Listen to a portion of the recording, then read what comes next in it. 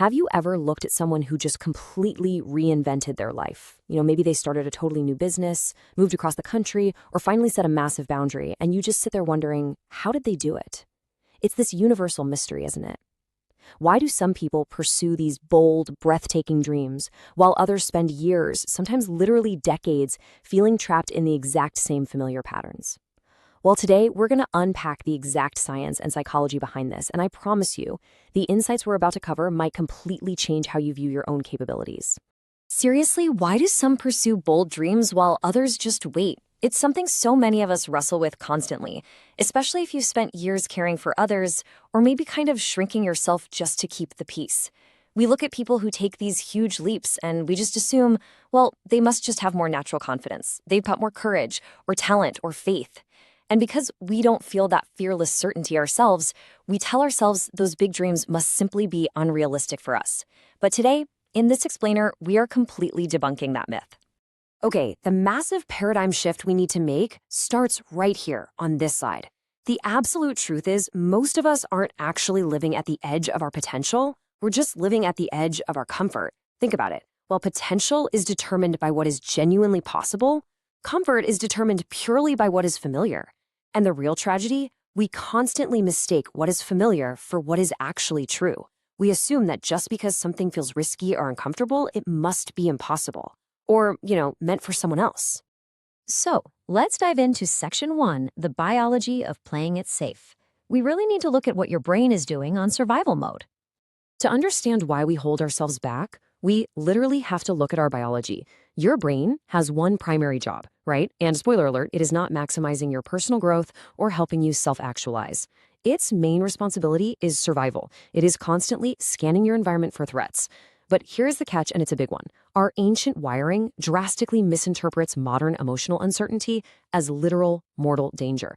Things like standing in front of an audience, starting a business, setting a boundary with a family member, pursuing a dream, or just being truly seen. To your nervous system, these don't just feel slightly uncomfortable. They trigger the exact same alarms as a physical threat. So many of us unknowingly build our entire lives around avoiding this discomfort, which results in a life that feels super safe but totally unfulfilled. Which brings us to this absolutely crucial point. Familiar does not automatically mean right. People often assume they're choosing what's best for them, but in reality, they're frequently just choosing what's familiar, even when those familiar patterns are deeply unhealthy. We're talking about that unfulfilling job, that draining relationship, or that super familiar cycle of self-doubt. Breaking out of these patterns requires realizing that when growth feels strange or uncomfortable, it isn't evidence that something is wrong. Actually, scratch that. It's evidence that something is changing. Moving right along to Section 2, the physiology misunderstanding. How exactly do we distinguish fear from excitement? This is going to blow your mind a little bit. Physiologically speaking, fear and excitement are the exact same experience in your body.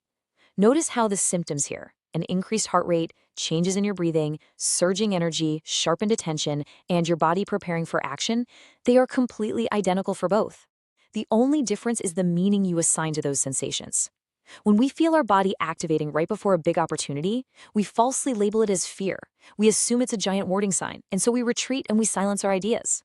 So what if the sensation you're calling fear is actually evidence that you're standing at the edge of expansion? What if that racing heart isn't your body warning you against making some terrible mistake, but rather your body gathering the energy and focus you need to prepare for growth?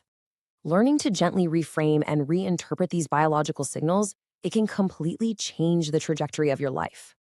That brings us to Section 3, the stories we believe. Let's unpack these internal barriers we build. Every single one of us walks around carrying this huge collection of internal stories about who we are, what we deserve, and what our worth is, and it creates a massive gap in what we think is possible. We really have to recognize the difference between genuine limitations, which are real, concrete boundaries, and inherited limitations. Inherited limitations are the boundaries conditioned by past disappointments, maybe criticism you received years ago, and fear. When we think small, we assume we're just being realistic, but honestly, often we're just operating within familiar stories we've been conditioned to believe over time. Let's look at Section 4. Action before confidence. It is definitely time to change your perspective. Throughout history, ordinary people who completely transformed their lives weren't magically fearless. They didn't just wake up with a lack of insecurity. No way. They just followed a totally different chronological order. First, they changed their perspective to see possibility where they used to see obstacles. Then, they took action despite the uncertainty. And finally, they experienced confidence as a result. So many of us spend our entire lives waiting for confidence to arrive before we take action. But confidence is the reward for taking action. It is absolutely not the prerequisite you have to wait for. Because the truth is, growth does not begin when circumstances change. Growth begins when your perspective changes. The absolute biggest transformations happen internally first. It happens the exact moment you decide to stop hyper-focusing on your weaknesses, or your lack of resources, or your past, and you start actively seeing the possibilities right in front of you. And that leads us beautifully into Section 5, discovering what is hidden. How on earth do we actually exercise our potential? Listen, the greatest limitation you face is not a lack of intelligence or talent. For sure it's not. It's the completely false belief that you've already discovered the boundaries of your potential. But human potential is completely invisible until it is actively exercised. Think about it. The woman who speaks up discovers her voice. The woman who starts discovers her capability. The woman who tries discovers her strength. The woman who persists discovers her resilience.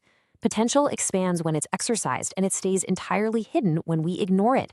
This is exactly why thinking bigger matters so much.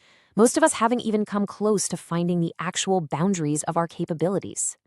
Whenever we face doing something new, our brains inevitably throw this right at us. But what if I fail? We know this one, right? It's the old mindset. It's a question we have all asked ourselves thousands upon thousands of times. And you know what? It is designed to do exactly one thing: keep us anchored, safely, quietly, and completely unfulfilled in our comfort zone. But what if you challenge that old, tired mindset with a brand new one? What if there is more in me than I realize? What if your current reality is just not the full story? What if your limitations are nowhere near as fixed as they seem? Look, your brain might prefer certainty, and your comfort zone definitely prefers familiarity, but your growth requires this new empowering question. What becomes possible when you stop underestimating yourself? I want to leave you with this final, incredibly powerful thought for this explainer. There is absolutely more in you than you think. You haven't run out of potential. You've just spent way too long believing in limits that were never meant to define you. It is time to step out and discover the tremendous capability that is already waiting inside of you. So I want you to ask yourself today, what becomes possible the exact moment you finally decide to step beyond the edge